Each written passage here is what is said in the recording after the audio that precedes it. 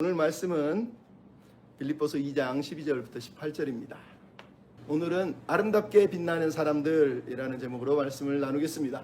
잠깐 한 번 더 기도합시다. 하나님, 이 시간에 말씀을 묵상합니다. 이 말씀을 통해서 우리를 향하신 아버지의 마음을, 우리를 향하신 주님의 뜻을 또 분별하며 주님이 기뻐하는 백성으로 살아갈 수 있도록 은혜를 더하여 주옵소서. 주의 예수님의 이름으로 기도하옵나이다. 아멘. 한두 주 전에 승부라고 하는 영화를 봤습니다. 승부라고 하는 영화는 1980년부터 1990년대에 조은현이라고 하는 우리나라의 전설의 바둑 국수라고 불리우는 그 사람이 바둑의 신동이라고 하는 이창호라고 하는 아이를 자기 집에서 훈련시켜서 그 아이가 15살이 됐을 때, 22살 차이인데 15살 먹은 이 이창호가 결국은 조은현 구단을 이겨버리는 일이, 그것도 반집 차이로 이겨버리는 일이 벌어져요. 그것을 중심으로 해가지고 이 영화가 만들어져 있어요. 근데 이 영화에서 뭐 좋은 내용들이 무척 많았는데 그 중에 이제 오늘 특별히 우리가 주목하고 싶은 건 그런 거예요. 이런 대사가 나옵니다. 고수가 갖춰야 할 가장 중요한 예의는 최선을 다하는 것이다. 경비에 임하는 사람은 최선을 다해야 된다는 거죠. 또 하나는 평정심을 잃는 순간 바둑은 거기서 끝이다. 이런 말이 나옵니다. 이 말들을 종합해서 보여주는 게 영화 마지막에 되면 이제 조은현 구단과 이창호 구단이 붓글씨로 이렇게 자기들의 모토와 같은 글을 씁니다. 조은현 구단은 무심이라고 하는 글을 씁니다. 즉 마음을 비우다 이런 뜻이에요. 이창호 구단은 옆에다가 성의라고 씁니다. 마음을 다하다 이런 뜻이에요. 그러니까 조은현 구단이 쓴 무심이라는 말은 모든 욕심과 모든 잡념과 생각을 다 마음에서 비우고 경기에 임하는 것을, 승부를 위해서 임하는 것을 말합니다. 이창호 구단이 쓴 성의는 진심을 다해서 마음을 온전히 담아서 최선을 다한다 이런 의미로 성의라고 하는 단어를 쓰는 거예요. 그러니까 이 단어를 보면서 이 두 단어가 이 영화의 핵심이기도 하지만 참 많은 생각을 했습니다. 왜냐하면 우리가 저번에 예수님이 자기를 비우시고 자기를 내려놓으시고 뭐 이런 말씀 묵상하고 나서 그 영화를 봤기 때문에 더더욱이나 많은 생각을 한 거예요. 왜냐하면 그 영화에 나오는 그 무심과 그 성의를 사실은 우리 예수님이 이 땅에서 보여주신 거거든요. 빌립보서 2장 5절부터 11절의 내용이 뭡니까? 예수님께서 무심, 즉 자기 마음을 비우시고 자기를 내려놓으시고 모든 것을 온전히 내려놓으시고 그리고 성의, 거기에 마음을 다 담으셨어요. 어떤 마음을? 하나님의 마음을, 하나님의 뜻을, 하나님을 위해서 최선을 다했다는 거예요. 순종을 하게요. 죽기까지 순종하셨지 않습니까? 그러니까 예수님의 삶은 말 그대로 무심과 성의를 통해서 하나님의 뜻을 이루신 정말로 놀라운 모범이 되시는 분이라는 걸 그 영화를 보면서 다시 한번 생각을 하게 됐어요. 그러니까 여러분, 우리가 그리스도인이라는 건 결국은 우리도 이 예수님처럼 무심과 성의라고 하는 이 마음을 붙들고 이 땅에서 살아가야 된다라는 것이에요. 사도 바울이 예수님의 마음을 우리에게 들려주는 이유는 너희가 예수님의 그 무심과 성의를 통해서 자기를 비우고 하나님의 뜻을 채우고 하나님을 위해서 죽기까지 순종하신 그 예수님을 너희가 지금 들었다면 이제 너희들은 어떻게 살아야 되겠느냐? 너희들도 이런 예수님의 마음을 붙들고 살아야 되지 않겠느냐? 라는 의미에서 오늘 본문은 그러므로 라고 12절에 시작을 하고 있어요. 그러므로 사랑하는 형제들아, 이 말은 바로 앞에 있는 9절에 이러므로 하나님이, 즉 예수께서 비우시고 낮추시고 그 안에 하나님의 뜻을 온전히 담으시고 최선을 다하신 그 예수님에게 하나님께서 이러므로 그 예수님을 기뻐하셨던 것처럼 이제 사랑하는 여러분도 그러므로 이 예수님의 마음을 담고 예수님처럼 비우고 내려놓고 하나님의 뜻을 채우며 살아가야 되지 않겠습니까? 이런 의미의 지금 말을 시작하고 있는 겁니다. 좀 더 멀리 가면 이 그러므로는 빌립보서 1장 27절에 그러므로 오직 너희는 그리스도의 복음에 합당하게 생활하라 라고 했던 하나님 나라의 시민으로 합당하게 살아라 라는 그 말에 대한 이제 실천적인 적용을 오늘 본문에서 하고 있는 거예요. 너희가 하나님 나라의 시민으로 살아야 되는데 그러기 위해서 어떻게 해야 되느냐? 결국 오늘 본문처럼 그러므로 너희는 두렵고 떨림으로 구원을 이루어야 된다 이렇게 얘기를 하는 겁니다. 근데 오늘 본문을 보면 사도 바울이 권면하는 내용들이 나오죠. 복종하라, 이루라, 하라, 흠이 없게 하라, 나타내라, 밝혀라, 기쁨이 되라, 자랑이 되게 하라. 이 모든 단어들이 왜 중요합니까? 그리스도인으로 산다는 건 가만히 있으면 자동으로 되지 않는다는 거예요. 우리가 예수님을 믿는다면 우리는 뭔가를 사실은 해야 됩니다. 그것은 구원받기 위해서 하는 것이 아니라 예수님이 자발적으로 하나님의 뜻에 순종하셨던 것처럼 우리도 자발적으로 하나님을 사랑해서 하는 행위가 바로 이 지시들을 통해서 우리에게 말씀하고 있는 내용이에요. 그렇다면 우리가 예수님을 본받아서 예수님처럼 무심과 성의의 삶을 살아가기 위해서 무엇을 하라고 오늘 본문이 얘기합니까? 먼저는 항상 순종하여 구원을 이루라는 것입니다.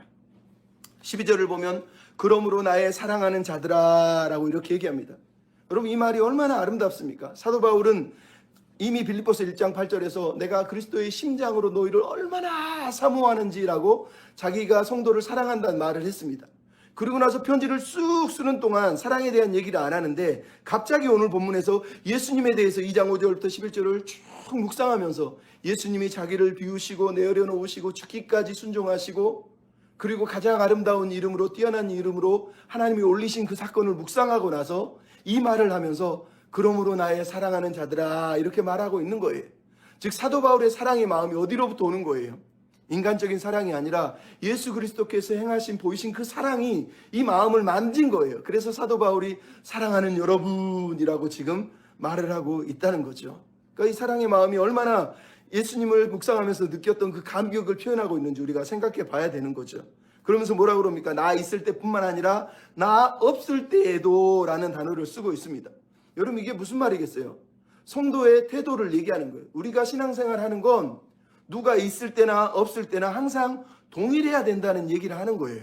1장 27절에도 사도 바울이 뭐라고 그래요? 너희는 그리스도의 복음에 합당하게 생활하라. 이는 내가 너희에게 가보나 떠나 있으나 복음을 위하여 너희가 협력해야 된다라고 말했을 때도 똑같은 말을 했어요. 그러니까 사도의 마음이 뭐예요? 제발 너희들 나만 사랑하고 나만 바라보고 내가 볼 때 좀 아름답게 살았으면 좋겠어. 이렇게 말하는 거예요? 아니잖아요. 사도 바울은 자기 사람을 지금 만들고 있는 것이 아니라 그리스도의 제자를 만들고 있는 거예요. 자기가 있으나 없으나 너희들은 항상 동일하게 하나님이 기대하는 사람이 되었으면 좋겠어 라고 이렇게 말하는 거예요. 그럼 이게 중요하죠. 그럼 이 땅의 교회가 문제가 뭐예요? 목사님들이, 리더들이 사람들을 가스라이팅을 한다는 거예요. 그래서 교회가 대부분 그렇잖아요. 목사님이 담임 목사가 없으면 새벽 예배도 안 드려, 수요 예배도 안 나와. 근데 담임 목사가 있으면 막 새벽 예배도 열심히 나와. 왜 그래요? 뭐가 달라진 거예요? 하나님은 똑같은데. 우리가 하나님을 보고 있는 게 아니라 누굴 봤다는 거예요? 목사를 보고 있었다는 거죠. 근데 오늘 본문의 사도 바울은 성도들을 가스라이팅하고 있는 게 아니에요. 나의 사람이 되는 게 아니라 하나님이 기대하는 사람이 되어야 된다. 그런 관점에서 내가 있을 때나 없을 때나 이런 단어를 지금 오늘 본문에서 쓰고 있는 거예요. 그러니까 이게 목회자의 뭐예요? 목회자는 내 사람을 키우는 게 아니야. 정말로 예수의 사람을 세워가는 게 목적이라는 걸 사도 바울이 오늘 보여주고 있는 거죠. 그러면서 얘기합니다. 항상 복종하라. 그럼 복종하다는 단어는 히브리어에서는 사마라고 하는 단어에서 나왔어요. 구약성경 히브리어에는 복종하다, 순종하다라는 단어가 없습니다. 오직 한 단어가 있어요. 뭐? 사마, 듣다라는 단어예요. 그러니까 듣지 않은 건 복종하지 않은 거고 들은 건 순종한 거라고 구약성경이 얘기를 해요. 이 단어를 오늘 본문은 헬라어로 그대로 바꿔서 쓴 거예요. 그러니까 너희가 항상 복종해라 이 말은 항상 말씀에 귀를 기울여라 이런 뜻이에요. 그러니까 우리가 순종한다는 건 귀를 기울인다는 건 내가 어떤 행위와 공로로 뭔가를 얻어내는 행위가 아니라 예수님처럼 하나님을 사랑해서 하나님의 말씀에 귀를 기울인 것처럼 순종하신 것처럼 우리도 그렇게 항상 하나님의 뜻에 자발적으로 순종하라는 의미지 막 무서워서 순종하라는 그런 의미로 쓰고 있는 것은 아닙니다. 하지만 바로 이어서 뭐라고 그럽니까? 너희가 두렵고 떨림으로 너희의 구원을 이루라라는 말이 이제 등장을 하는 거예요. 여러분 이 말이 무척 중요합니다. 너희는 공동체, 교인들 전체를 말하는 겁니다. 교회를 말하는 거예요. 근데 구원을 이루래요. 구원이 뭘까요? 구원을 이루라니. 여러분 우리는 교회 다니면서 어떻게 생각해요? 예수 믿었으니 난 구원 받았어. 난 구원 받았으니 됐어. 이렇게 알고 있는데 오늘 본문에서는 구원을 이루라. 우리가 구원을 만들어서 완성해야 돼? 우리가 열심히 뭔가를 안 하면 구원이 없어지거나 다시 구원이 취소되는 것 아니야? 이렇게 이 본문을 읽을 수 있는 아주 위험한 요소가 이 단어 안에 들어있는 거예요. 근데 사도 바울이 쓰는 이 구원은 종말론적인 구원이지만 우리가 예수 믿어서 죽어서 천국 가는 것을 지금 말하기 위해서 이 단어를 쓰고 있는 게 아니란 말이에요. 이미 1장 19절에도 우리가 확인했지만 사도 바울이 뭐라고 그럽니까? 너희의 간구와 예수 그리스도의 성령의 도우심으로 나를 구원에 이르게 할 줄을 아는 고로 나의 간절한 기대와 소망을 따라 내 몸에서 그리스도가 존귀하게 되려 함이니 라고 사도 바울이 이미 구원의 의미를 설명을 했어요. 그러니까 사도 바울이 말하는 구원은 내가 죽어서 천국 가는 걸 말하는 게 아니에요. 내가 예수 그리스도 앞에 설 때에 내 몸에 예수 그리스도가 존귀케 되어지는 모습, 즉 내가 예수님을 따르고 예수님을 본받고 예수님을 닮아가는 그 삶의 여정 전체를 지금 오늘 본문에 말하는 거예요. 그래서 구원을 이루란 말은 신앙 전체의 여정을 통해서 하나님의 뜻이 내 삶에서 이루어지고 있다는 것을 신뢰하고 살라라는 의미로 이 말을 하는 거예요. 그러니까 천국 가는 복음, 우리는 교회 다니면서 이것만 붙들잖아요. 그러니까 교회 다니는 사람이 왜 이렇게 열심히 없고 왜 이렇게 게으른 거예요? 우리가 나 예수 믿었는데, 나 천국 가는데, 나 지옥 가지 않는데, 이제 끝났는데 이렇게 생각하는 거예요. 그러니까 우리의 삶에 대해서 구원을 너무 좁은 의미로만 생각하니까 정말로 구원이 말하는 더 넓은 의미를 묵상하지 않는 거예요. 사도 바울이 말하는 구원은 지난번에도 얘기했잖아요. 하나님의 나라의 시민, 즉 예수를 왕으로 섬기는 시민답게 온전히 살아내는 그것을 가리켜서 사도 바울은 구원이다라고 넓은 의미로 얘기를 하는 거예요. 그러니까 우리는 왕의 복음을 따라서 살아간단 말이에요. 그래서 사도 바울이 1장 6절에서 뭐라고 그랬어요? 너희 안에서 착한 일을 시작하신 이가 그것을 또한 이룰 것이다 라고 얘기해요. 시작하다는 단어는 말 그대로 하나님이 일을 시작하셨다, 착수하셨다 이런 뜻이에요. 근데 마지막에 뭐라고 그랬다고요? 예수 그리스도 나의 또한 이룰 줄을 아노라. 이 말은 실행하다, 성취하다 이런 뜻이에요. 그러니까 결국은 이 말을 통해서 사도 바울이 하는 말이 뭐예요? 구원이 우리에게 우리의 노력으로 우리의 힘으로 달려있다 이런 의미로 말하는 게 아니라 우리가 그리스도를 닮아가고 주님의 백성으로 살아가는 그 삶의 시작과 끝에 하나님이 계시고 하나님이 이걸 이룬다는 거예요. 문제는 뭐예요? 감사하게도 우리가 이 사역에 동참하도록 부름을 받았다는 거예요. 그러니까 얼마나 감사한 거예요. 그래서 오늘 본문이 뭐라고? 두렵고 떨림으로 너희의 구원을 이루라 라고 얘기하는 거예요. 이 이루라는 단어는 아까도 얘기했지만 우리의 노력을 통해서 뭔가 완성이 되거나 아니면 우리가 예수님의 구속 사역을 도와서 예수님의 사역이 좀 부족하니까 내가 좀 더 열심히 도와서 이거를 채워서 구원이 완성된다 이런 의미로 읽으면 안 된단 말이에요. 왜냐하면 이 이루라는 단어가 헬라의 의미가 사실은 이루라가 아니라 행동으로 옮겨라, 실천하라 이런 뜻이에요. 행동으로 옮기고 실천하는, 구원을 삶으로 실천하라는 얘기를 지금 하는 거예요. 그래서 이 단어에 바로 다음에 이어서 13절에 뭐가 나와요? 너희 안에 행하시는 이니 하나님이니 행하게 하시나니, 행하다라는 단어가 또 반복되고 있어요. 똑같은 단어는 아니지만 의미는 똑같아요. 뭐? 하나님이 너희가 행동하고 실천해야 되는 이유는 하나님이 너희 안에서 이미 행동을 시작하셨고 행동하게 하고 계시기 때문이다라는 얘기를 지금 하는 거예요. 그러니까 빌립보서 1장 6절 아까 얘기한 내용을 사도 바울이 13절에는 풀어서 설명한 거예요. 우리 안에서 하나님이 이미 이 일을 시작하셨고 이제 우리 안에서 시작하신 하나님이 우리를 통해서 그것을 이루어 가신다라는 얘기로 이 말씀을 하는 거예요. 그러니까 여기서 이루다는 단어는 내가 뭘 만들어낸다는 뜻이 아니에요. 내가 행동으로 실천한다는 뜻이에요. 근데 재밌는 건 이 이루다는 단어가 원래 이 72년 헬라어 성경은 히브리어에서 번역한 건데 이 단어의 원래 의미가 히브리어는 아바드라고 해서 섬기다, 에덴 동산에서 경작하다 할 때 쓰는 단어예요. 이게 무슨 말인지 알겠습니까? 예배의 의미로는 섬기다는 건 하나님을 섬기는 의미지만 삶의 의미로는 경작하다, 일구다는 의미예요. 즉 하나님 나라의 일을, 하나님 나라의 삶을 우리가 일구어 가는 것을 말하는 거예요. 사도 바울이 지금 말하는 건 결국 구원을 이루라는 말은 너희가 구원을 실천하고 구원을 행동으로 보여주라는 거예요.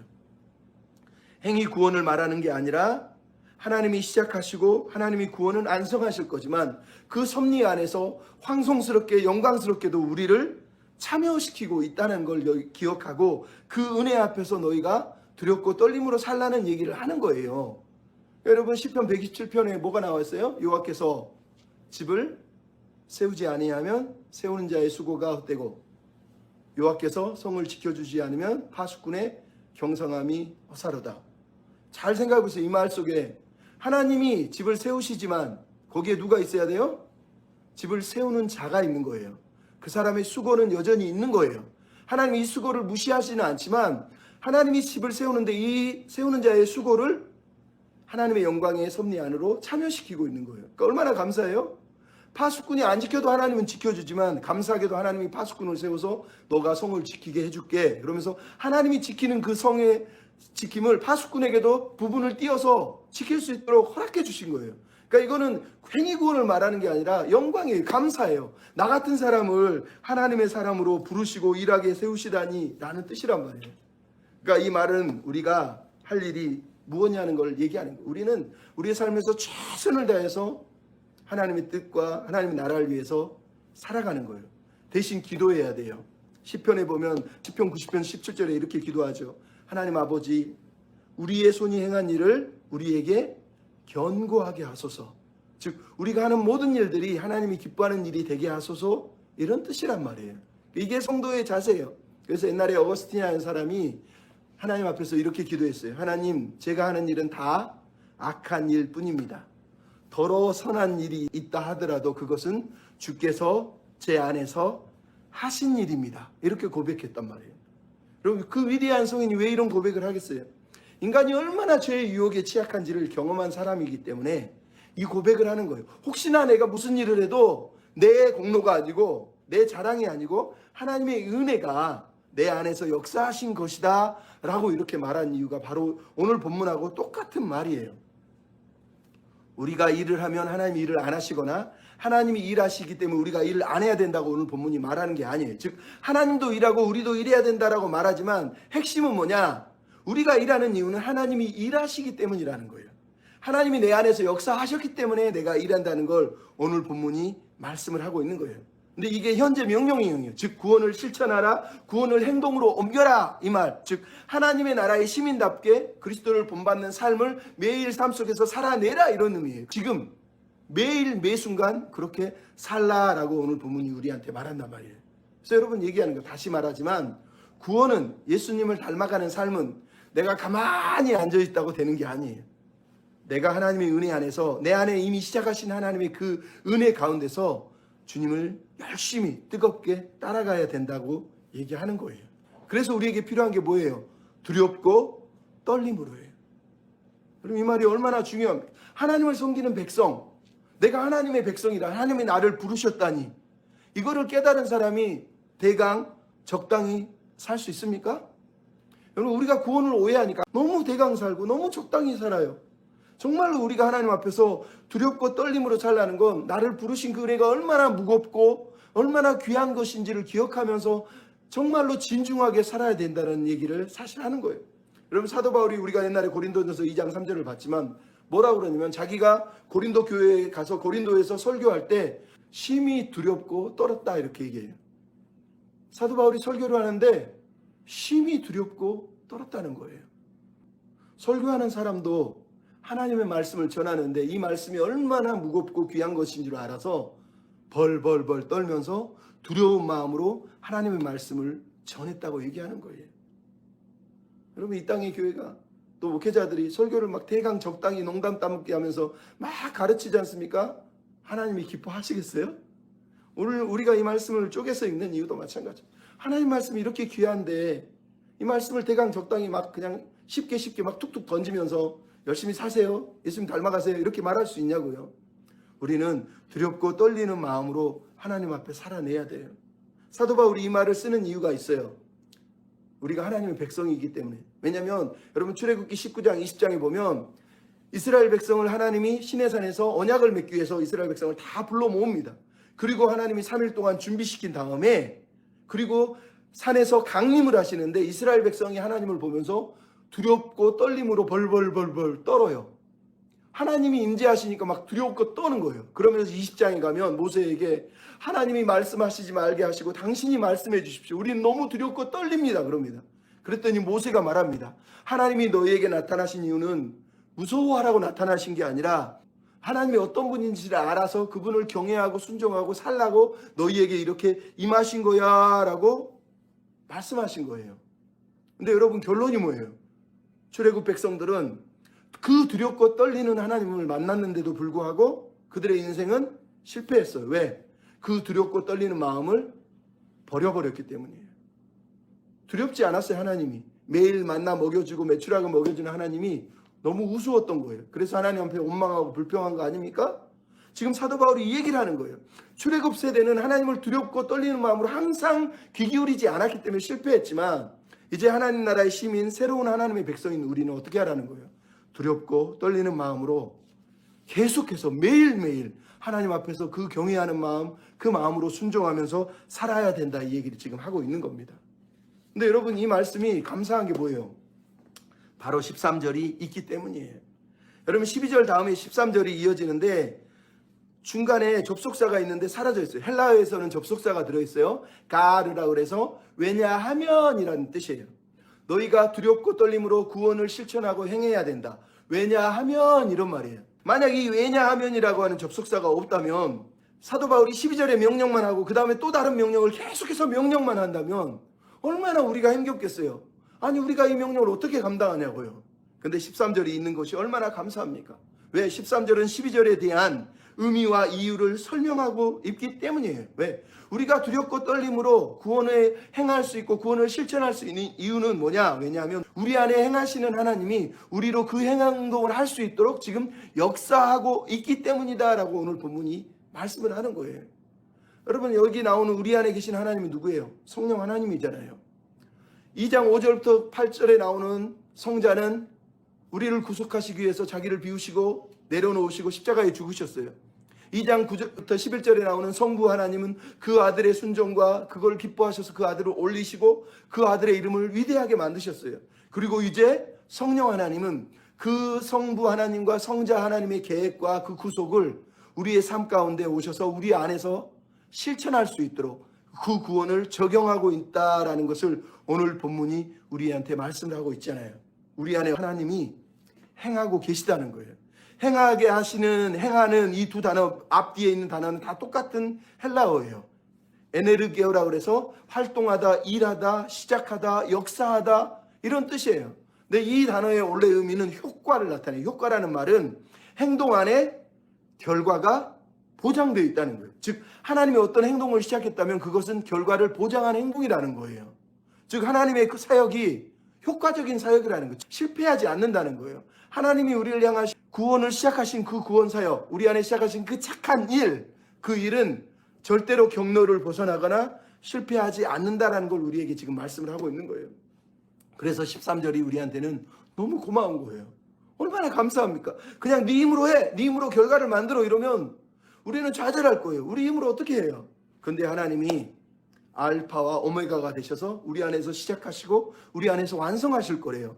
그 안에 우리가 주님께 순종하는 거라는 거예요. 그러니까 감사하죠. 그래서 토플레디라고 하는 찬송가 작가가 이런 시를 썼어요. 그분의 선하심이 시작하신 일, 그분의 강한 팔이 완성시키리. 그분의 약속은 예와 아멘이며 여전히 아무것도 상실되지 않았다. 장래 일도 현재 일도 땅 아래 일도 하늘의 모든 일도 그분의 목적을 그만두시게 하거나 나의 영혼을 그분의 사랑에서 끊을 수가 없다라고 찬양한 이유가 바로 이거란 말이에요. 그래서 여러분, 우리는 안심하고 하나님의 뜻에 오늘 두렵고 떨림으로 순종하며 나갈 수 있는 거예요. 이 말은 실패할 수 있어도 괜찮다는 거예요. 우리가 실패하지 언제 성공을 제대로 합니까? 실패해도 괜찮다는 거. 왜? 하나님이 다시 일으키시고 다시 할 수 있는 힘과 능력을 주시기 때문이라는 거예요. 단지 우리가 계속해서 해야 되는데, 행동으로 삶으로 예수를 닮아가는 삶을 실천해야 되는데 방향을 정해야 되잖아요. 그게 뭐예요? 오늘 본문에 기쁘신 뜻을 위하여 하나님이 지금 하시다는 거예요. 하나님께서 지금 당신의 즐거운 마음, 선한 계획과 의도를 가지고 우리 안에서 지금 일을 시작하셨다는 거예요. 그리고 소원을 두고 행하다는 단어도 똑같은 단어예요. 물론 의미는 똑같지 않지만 원하다, 바라다 이런 뜻이에요. 풀어서 설명하면 이렇습니다. 13절은 왜냐하면 너희 안에 하나님이 선한 의도를 가지고 지금 일하고 계시는데, 왜냐하면 그것은 하나님이 소망하는 것이고 하나님이 이루고자 하는 일입니다. 이런 뜻이에요. 그러니까 제가 이거를 설명하는 이유가 뭔지 알겠습니까?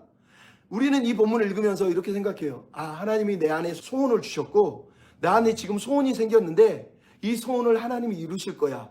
우리는 이렇게 생각해요. 그래서 하나님 내가 일을 할까 말까요? 하나님 지금 나한테 소원을 주셨구나. 하나님 이걸 이루실 거야. 이렇게 생각한다는 거예요. 근데 오늘 본문은 그 얘기를 하고 있는 게 아니에요. 우리 안에서 하나님 당신이 당신의 선한 의도와 선한 계획을 가지고 행동을 시작하셨기 때문에 우리는 열심히 그 구원을 이루어가는 삶을 살 수 있다는 거예요. 왜냐하면 하나님이 그 소원을 이루시려고 오늘도 우리를 통해서 일하고 계시기 때문이라고 말씀을 하고 있는 거예요. 그러니까 여기에 나오는 소원 중에 그 어느 소원도 내 소원은 사실은 없는 거예요. 이 본문이 말하는 건 하나님이 우리가 구원을 실행할 수 있도록 우리 안에서 하나님이 기대하는 그 선한 일이 이루어지도록 우리 안에 역사하고 계시고 우리 안에서 일하고 계시다는 거예요. 이거를 우리가 잊어버리면 자꾸 이 본문을 읽으면서 내 소원을 하나님이 소원을 주셨어 이제 이룰 거야 그러면서 마치 이게 자기 비전인 것처럼 이 본문을 해석할 오해가 생긴단 말이죠. 여러분 그렇게 살면 안 된다는 거예요. 중요한 건 뭐예요? 하나님의 선한 계획, 하나님의 선하시고 기뻐하시는 뜻이 내 삶에 이루어지고 있는 것을 내가 분별해야 돼요. 우리가 이미 알잖아요. 로마서 12장 2절에 나온 것처럼 이 세대를 분받지 말고 하나님의 선하시고 기뻐하시고 온전하신 뜻이 무엇인지 분별하라. 우리가 할 일은 하나님이 나한테 뭘 줄까요가 아니라 항상 하나님의 뜻이 무엇인지를 분별하려고 애쓰는 거라고 얘기를 하는 거예요. 나아가서 사도 바울이 오늘 본문 말합니다. 하나님의 흠없는 자녀로 살아가라는 거예요. 그럼 14절을 봅시다. 모든 일을 원망과 시비가 없이 하라. 이는 너희가 흠이 없고 순전하여 어그러지고 거스린 세대 가운데서 하나님의 흠없는 자녀로 세상의 빛들로 나타나며 라고 이렇게 말하고 있는 거예요. 여러분 하나님이 우리에게 하나님의 흠없는 자녀로 이 땅에서 살아가기로 이게 구원의 목적이에요. 우리가 구원을 해간다는 건 흠없는 자녀로 산다는 뜻이에요. 지금 그거를 사도 바울이 설명을 하잖아요. 근데 여러분 원망과 시비가 없이 하라는 이 말은 이게 규칙이라는 뜻이 아니라 우리가 어떤 사람이 되어야 되는지를 지금 설명하는 거예요. 먼저 여러분 원망이라고 하는 헬라어 단어는 우리가 다 아는 거예요. 불평, 투덜거리다, 수군거리다, 궁시렁거리다. 우리가 투덜이 스모프 알잖아요. 맨날 궁시렁거리고 맨날 투덜거리는 것처럼 이 단어가 근데 흥미롭게도 바울 서신에는 바울이 여기서 딱 한 번 씁니다. 그러니까 우리가 다른 바울 서신에서 원망이라는 단어가 나오지만 이 헬라어 단어는 아니에요. 그러니까 여기서 쓰는 이 단어가 70인역 구약 성경에는 어디서 쓰이냐면 8번 중에 7번이 무려 7번이 광야에서 이스라엘 백성이 하나님께 원망했을 때 불평했을 때 민수기 14장에 나오잖아요. 그 단어가 바로 이 단어예요. 그러니까 사도 바울은 지금 의도적으로 하나님의 옛 백성 아까도 얘기했잖아요. 두렵고 떨림으로 하나님을 만났던 사람들이 왜 실패했는지를 얘기하는 거예요. 그들이 원망했기 때문이래요. 그들이 원망했다는 거, 투덜거렸다는 거예요. 바로 이어서 나오는 단어가 그래서 뭐예요? 시비예요. 시비는 뭐예요? 우리식으로 시비는 말 그대로 나 너 마음에 안 들어 그러면서 막 싸우고 막 다투는 거잖아요. 근데 이 시비의 의미가 뭐예요? 시비라는 단어는 기본적으로 다른 생각, 허망한 생각, 악한 생각을 말해요. 그러니까 내 안에 생각이 하나가 아니라 또 다른 생각을 얘기하는 거예요. 자기 의견, 자기만의 의사, 다른 생각이에요. 2장 2절 3절에 나온 뭐가 너희가 한 마음, 한 생각, 한 사고, 한 사랑으로 움직이라 그랬잖아요. 근데 시비는 왜 일어나요? 한 마음, 즉 예수 그리스도의 마음이 아니라 다른 생각, 다른 마음, 여기서 나오는 시비가 그런 뜻이에요. 즉 다른 마음을 품었기 때문에 그리스도의 마음과 합하지 못했기 때문에 싸우고 있는 형국을 오늘 본문이 우리한테 말하는 거예요. 즉 원망과 시비는 그래서 떨어져 있는 게 아니라 똑같이 붙어 있는 거예요. 왜 원망해요? 하나님의 뜻에는 관심이 없고 내 의견, 내 생각이 중요하니까 하나님의 뜻과 부딪히는 거예요. 그러면 하나님의 뜻을 무너뜨리고 내 뜻을 이루려고 하니까 원망하게 되고 싸우게 된다는 거예요. 그래서 존 밀턴이 신라곤에서 지옥의 악마는 원망과 불평을 먹고 자란다 이렇게 얘기한 거예요. 그래서 교회는 항상 원망에 대해서 조심하라고 얘기를 하고 있는 거예요. 그런데 더 중요한 게 있죠. 이 두 단어가 강조하는 건 다시 얘기하지만 원망이나 시비의 핵심은 하나님의 뜻에 반하는 다른 생각에서 나오는 이기적인 사고를 말하는 거예요. 그러니까 여러분들이 누군가가 하나님 뜻대로 안 사는데 그거를 잘못을 교정했는데 너 왜 그렇게 살아? 그래놓고 내가 지금 시비를 했나? 내가 원망을 하고 있나? 여러분 이렇게 생각하는 건 착오라는 거예요. 왜? 하나님의 뜻에 반하는 것에 대해서 그것을 교정하는 건 잘못된 게 아니에요. 여기서 말하는 원망과 시비는 교회를 어지럽게 하는 건 하나님의 뜻에는 관심 없는 사람들이 자기 욕심, 자기 생각, 자기 뜻대로 살려고 자기 뜻을 관철하려고 세상적이고 이기적인 마음으로 행동할 때 일어나는 것을 말하는 거예요. 그러니까 그런 것에 대해서 잘못됐다고 지적하는 것은 하나도 잘못된 게 아니라는 걸 여러분이 받아들이면서 이 말씀을 읽어야 된다는 거예요. 그러니까 저번에도 얘기했지만 우리가 예수님이 겸손하고 온유하라고 그랬으니까 나도 온유하고 겸손해야 돼. 내가 분노했어. 내가 화냈어. 내가 막 짜증냈어. 그러면서 마치 내가 죄 지은 것처럼. 그럼 그게 정말 내 이기적인 원망이고 내 이기적인 다툼이고 내 이기적인 욕심이었다면 그건 회개해야 되지만 어떤 부분을 볼 때 그게 하나님의 뜻도 아닌데 하나님의 계획도 아니고 하나님의 말씀도 아닌데 지들 마음대로 사는 걸 보면서 내가 화가 나고 분노하는 건 그거는 잘못된 게 아니에요. 근데 그걸 가지고 나는 겸손하지 않았나 봐. 온유하지 않았나 봐. 나 믿음이 없나 봐. 나는 아직 덜 됐나 봐. 이런 생각을 하면서 본문을 왜곡해서 읽지 말라는 얘기를 하는 거예요. 여러분 오늘 본문에 뭐라 그럽니까? 너희가 어그러지고 거스리는 세대 가운데서 그렇게 살지 말라는 거예요. 여기 어그러지다는 건 뒤틀리다, 부정직하다, 구부러졌다 이런 뜻이에요. 보통 구약 성경에는 하나님의 뜻을 반대하는 사람들을 얘기합니다. 거스리다는 단어는 왜곡하다는 거, 타락시키다는 거, 변질을 시키다는 단어예요. 근데 이 단어가 어디 나오냐? 이 흠이 없고 순전하고 그 다음에 어그러지고 거스리고 이 두 단어가 다 신명기 32장 5절에 이스라엘 백성들에게 모세가 쓰는 단어예요. 뭐라고 되어 있는 줄 아세요? 그들이 여호와를 향하여 악을 행하니 하나님의 자녀가 아니요 흠이 있고 삐뚤어진 세대로다. 어리석고 지혜 없는 백성이로다 할 때 신명기 32장 5절 6절에 써있는 이 단어가 오늘 본문의 사도 바울이 인용한 말씀을 그대로 표현하는 거예요. 그러니까 사도 바울이 볼 때 이스라엘 백성은 하나님이 하나님의 자녀로 불렀는데 그들이 뭐 했다는 거? 하나님의 자녀가 아니고 흠이 있고 삐뚤어져서 어리석고 미련하게 지혜 없이 행동했다는 거예요. 근데 오늘 보면 사도 바울이 뭐라고 그래요? 너희는 삐뚤어진 세대로 살지 말고 흠이 있는 채 살지 말고 흠이 없는 하나님의 자녀로 살아야 된다. 이 말을 지금 15절에 하고 있는 거 아닙니까? 이게 사도 바울의 마음이에요. 사도 바울이 말하는 건 하나님 뜻과 상관없이 원망과 시비를 하면서 자기 욕심을 채우는 그 이스라엘 백성들이 그렇게 원망하고 시비를 걸다가 불평하고 망했는데 그들은 단 한 번도 하나님의 뜻에 대해서 고민한 적이 없다는 거예요. 그들이 원망하고 시비한 내용 중에 광야에서 하나님의 뜻 때문에 원망한 게 있었어요? 하나님의 뜻을 이루려고 고민한 게 있었어요? 하나님의 뜻을 이루려고 사람들에게 따진 게 있었어요? 아무도 없었어요. 다 모세 앞에 찾아와서 하는 말이 애굽이 좋았는데 애굽에서 먹고 싶은 거 많이 먹었는데 왜 우리가 여기 와야 되느냐? 그러면서 원망한 거예요. 그래서 멸망한 거예요. 그래서 말하는 거예요. 사도 바울이 우리는 내 욕심, 내 이기적인 생각을 가지고 교회 안에서 원망하고 시비 거는 존재가 아니라 내 뜻, 내 욕심을 내려놓고 예수님처럼 비우고 하나님의 뜻, 우리 안에 있는 기뻐하신 뜻을 행하신 그 하나님의 뜻을 붙잡고 그렇게 원망과 시비 없이 그렇게 흠없는 하나님의 자녀가 되어서 이 땅을 살아야 됩니다 라고 말하는 거예요. 그러니까 여러분 이 본문을 읽으면서 또 이 말씀을 왜곡해가지고 인용하는 사람이 있어요. 오늘 본문을 봐라. 하나님이 교회에서 원망하고 시비하지 말라고 그랬지 않냐. 근데 니네들은 왜 교회에 오면 원망하고 불평하고 시비하느냐. 하나님이 기뻐하지 않는다. 니네들 불평하면 저주를 당할 거야. 이러면서 교회에서 설교를 하는 사람들이 있습니다. 그 설교가 잘못됐는지 안 됐는지는 그 교회가 진리에 바로 서 있는지 그 목사님이 말씀을 제대로 증거하고 있는지 아니면 자기 욕심과 비전대로 교회를 막 끌고 가면서 성도들을 가스라이팅 해가지고 막 끌고 가면서 성도들 보고 입 닥쳐 조용히 해. 원망하지 마. 쉿. 공동체는 조용하고 평화로워야 돼. 하나님 뜻이야. 이렇게 말한다면 그것은 위선이라는 거예요. 그것은 완전히 잘못된 거라는 거예요.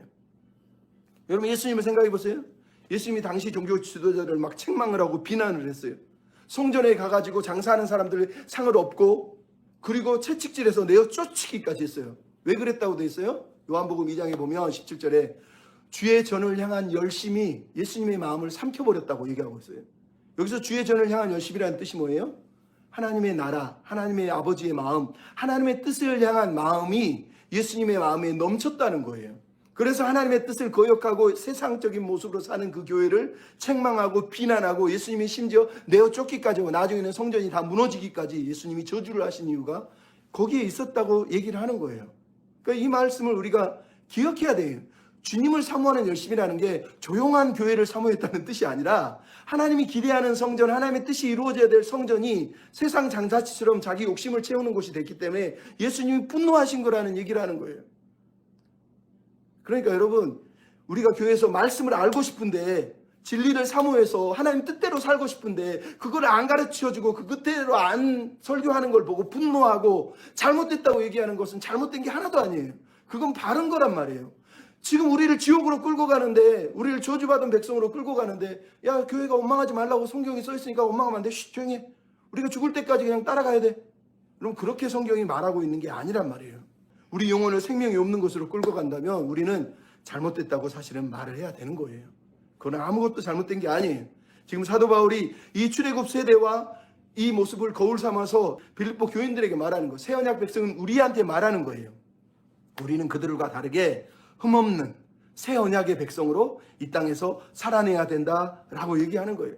여러분, 그래서 흠이 없는 순전한, 계속 세 가지를 반복하고 있어요. 흠이 없다, 비난할 것이 없는 것, 순전하다, 결백한 거예요. 흠없는, 순수한 거예요. 여기서 흠없는, 마지막에 흠없는 하나님의 자녀는 흠없는 어린 양 예수를 나타낼 때 쓰는 단어예요. 그러니까 예수님처럼 순전하고 흠없는 백성으로 살아야 된다는 얘기를 하는 거예요. 우리에게 이런 부르심이 있다는 것을 생각해야 돼요. 여러분, 이 땅에서 흠없이 그리고 순전하게 결백하게 살아가는 게 쉽습니까? 쉽지 않아요. 하지만 이 마음이 필요한 거예요. 진짜 인간은 염치가 있어야 된다고 말해요. 염치가 뭐예요? 염은 청렴하다 할 때 염이 청렴이에요. 치는 부끄러움을 알다 할 때, 부끄러움을 얘기할 때 치예요. 그러니까 사람이 사람 됐다는 건 염치를 아는 거예요. 청렴한 게 무엇인지를 알고 부끄러움이 무엇인지를 아는 거예요. 그럴 때 사람이 자신을 돌아보는 거예요. 그러니까 지금 오늘 본문이 말하는 거, 하나님의 흠없는 자녀가 된다는 건 염치를 아는 거예요. 하나님이 원하는 깨끗한 게 뭐고 하나님이 싫어하는 부끄러운 게 뭔지를 알 때 교회는 건강해지는 거예요. 여러분, 이 땅의 리더들이 뭐 대통령을 비롯해서 사람들이 왜 욕을 먹어요? 단 하나예요. 염치가 없잖아요. 무언가가 바른지도 분간하지 못하고 뭐가 부끄러운지도 몰라. 그래서 부끄러운지도 모르고 부끄러워하지도 않고 창피하지도 않아. 지 하고 싶은 대로 살아. 그러면서 자기는 잘했대. 근데 그게 세상만 그래요? 교회도 그러잖아요. 그래서 우리가 말하는 거예요. 우리가 하나님의 백성으로 사는 건 흠없는 백성이 되는 거예요. 하나님이 기대하는 깨끗하고 거룩함이 무엇인지를 분별하고, 하나님이 싫어하시고 부끄럽고 수치스러워하는 게 무엇인지를 분별해서 하나님이 원하는 삶을 살아내는 그게 우리가 살아낼 삶이다라고 얘기를 하는 거예요. 그럼 이 삶을 살아가기 위해서 필요한 게 무엇일까요? 생명의 말씀을 붙들어야 되는 거예요. 여러분, 16절을 보면 16절 앞에 뭐가 돼 있어요? 생명의 말씀을 밝혀라고 돼 있어요. 근데 여러분, 이 생명의 말씀을 밝혀는 뒤에 나의 다름질하고 붙어 있는 게 아니라 원래 헬라어는 앞에 붙어 있는 거예요. 빛들로 나타내며 생명의 말씀을 밝혀, 이 두 단어가 합쳐져 있는 거예요. 이게 중요한 거예요. 여러분, 이게 무슨 말이냐면, 빛으로 나타낸다는 단어는 사실은 여기서 나타내다는 게 무슨 뜻이냐면 명백하게 보여주다는 뜻이에요. 명백하게 제시하다는 뜻이에요. 내가 빛이야를 빛이야 돌아다니면서 보여준다는 이런 의미가 아니라, 빛이라면 당연히 드러날 거 아니에요. 그러니까 그 빛인 것이 드러나는 존재가 되는 얘기를 지금 오늘 본문에서 하는 거예요. 예수님이 그래서 뭐라고, 너희는 세상의 빛이라 산 위에 있는 동네가 숨기지 못할 것이요. 빛은 가만히 있어도 드러나는 거예요. 지금 이 얘기를 하는 거예요. 우리가 빛의 자녀로 부르심을 받았다는 거예요. 그러므로 여러분, 빛의 자녀로 살아가기 위해서 우리가 빛이 되는 삶이 뭐예요? 예수님은 너희 착한 행실을 사람들한테 보여서 사람들이 영광을 돌리게 하라, 이렇게 얘기를 했죠.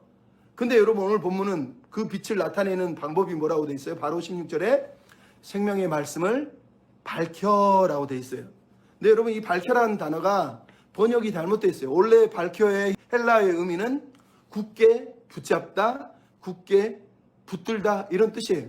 즉, 내가 무엇을 붙들고 살고 있는지, 아니면 내가 무엇에 붙들려 살아가고 있는지를 내가 삶으로 드러내는 행위가 빛들로 나타내는 행위라는 거예요. 즉, 내가 빛들로 나타났다는 건 사람들이 나를 보고 내가 뭘 붙들고 있는지를 보게 해준다는 뜻이에요. 무엇을 붙들었다고 오늘 본문 얘기해요?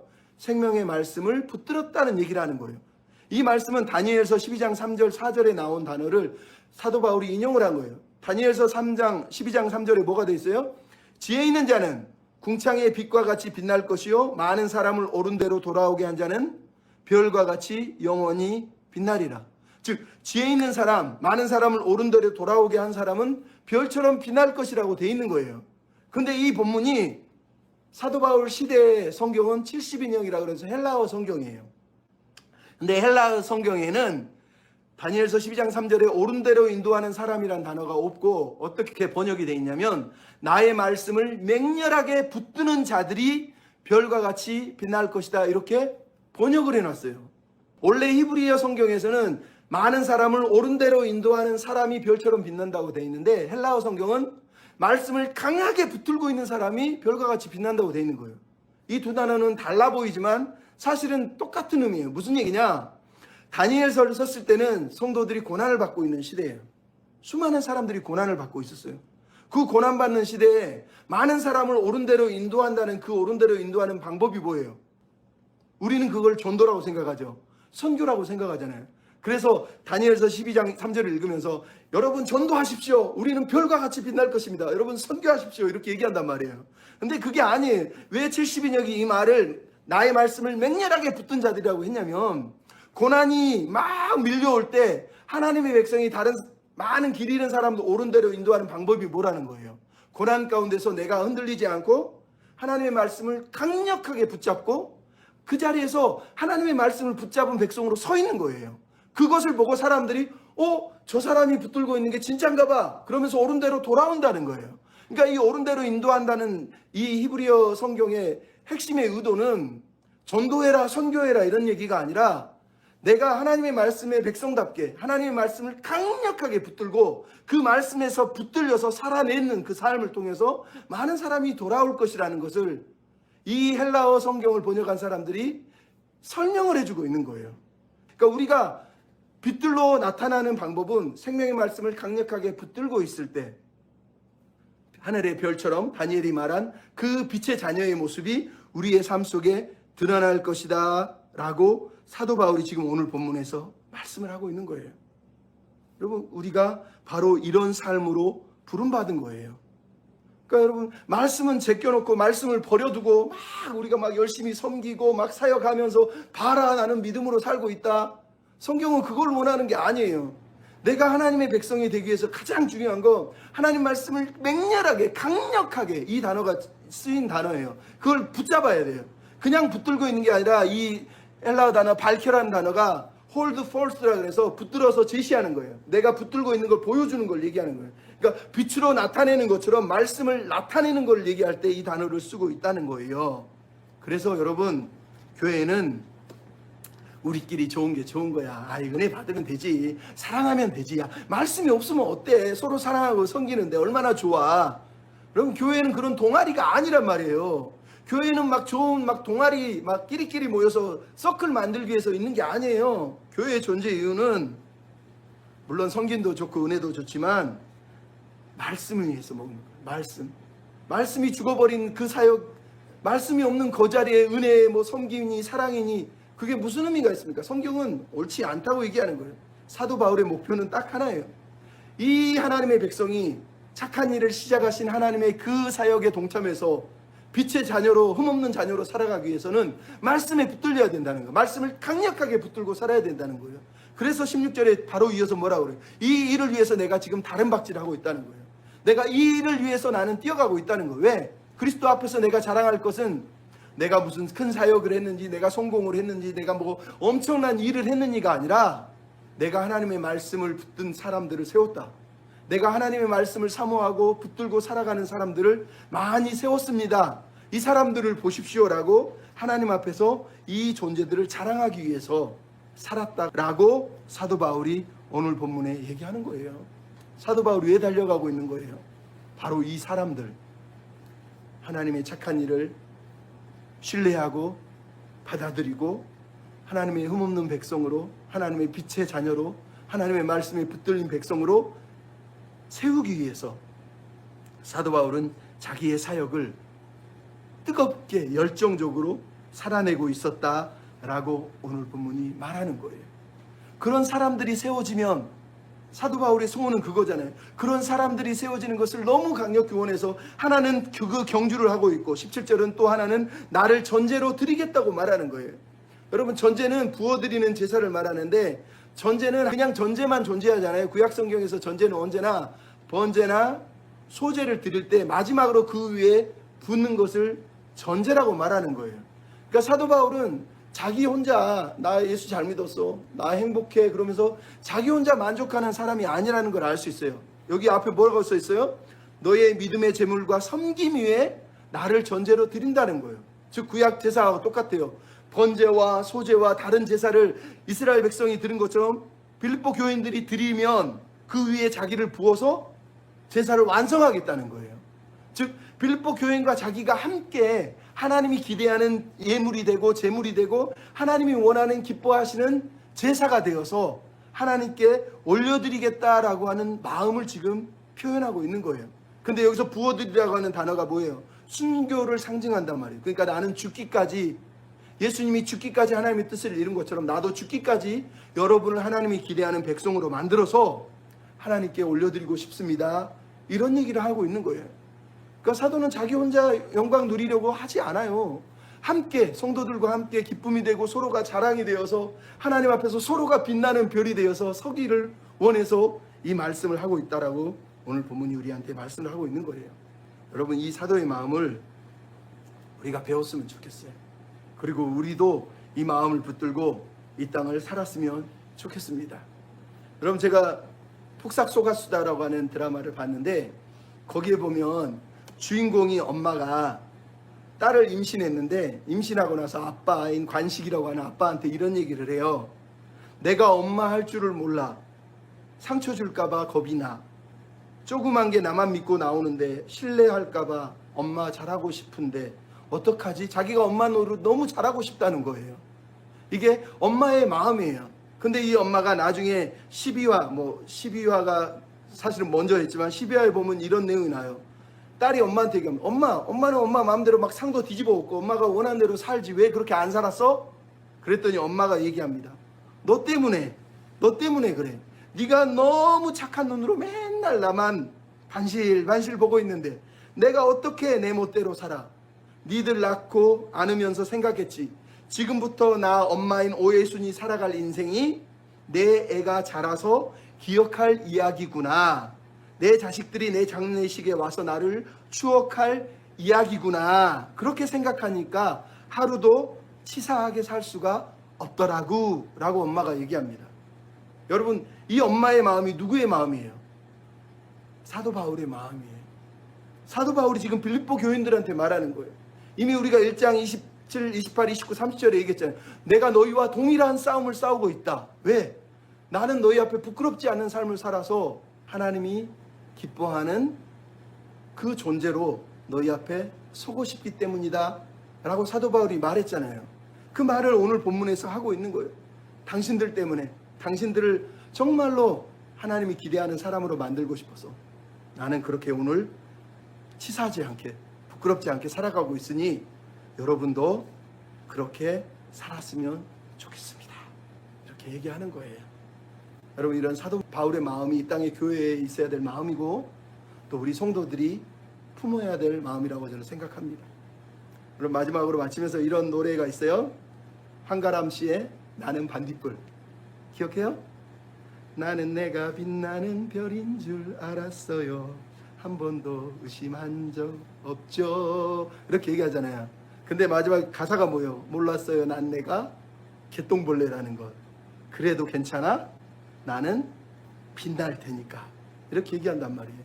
저는 이 가사가 너무 좋은 이유가 우리가 별이 아니라고 그래서 그런 게 아니라, 물론 별이 아니죠. 근데 우리가 빛날 수가 있다는 거예요. 별이, 개똥벌레가, 반딧불이 빛날 수가 있잖아요. 근데 더 아름답게 빛나는 방법이 뭐예요? 혼자 반딧불 혼자 빛나면 아무 의미 없어요. 남들이 볼 땐 그냥 반딧불 하나 저거 뭐야 끝나. 하지만 우리 영화 클래식 이런 걸 보면 막 강변 옆에 호수가 뭐 개울가 옆에서 막 반딧불들이 모여가지고 막 모였을 때 막 은하수처럼 아름답지 않습니까? 그렇게 빛날 때 사람들이 감격하고 감동받지 않습니까? 오늘 본문이 그 얘기를 하는 거예요. 우리는 다 어쩌면 하나님 보실 때는 별이 아니라 반딧불 같은 존재지만 하나님은 우리는 이 반딧불이 별처럼 아름답게 은하수처럼 아름다운 존재들로 이 땅에서 서로 빛을 발하는 그런 사람들이 되어서 살기를 원한다고 생각합니다. 우리는 서로에게 그런 빛나는 존재가 되기 위해서 어떻게 해야 돼요? 매일 구원을 연습해야 돼요. 매일 하나님의 기뻐하신 뜻이 무엇인지를 물어봐야 돼요. 그리고 매일 하나님의 흠없는 자녀로 하나님의 빛의 백성들로 하나님의 말씀을 굳게 붙들고 살아가는 저와 여러분이 다 되셨으면 좋겠습니다. 아멘. 우린 이곳에서 하나님의 나라 누리며 예수님과 함께 살아갑니다. 성령 안에서 그의 처소 되기 위하여 예수 안에 함께 지어져 갑니다. 우린 아름답게 빛나는 사람들 하나님의 손에 들린 왕관처럼 우린 아름답게 빛나는 사람들 사랑으로 살아내리 기쁨으로 살아내리라. 우린 아름답게 빛나는 사람들 하나님의 손에 들린 왕관처럼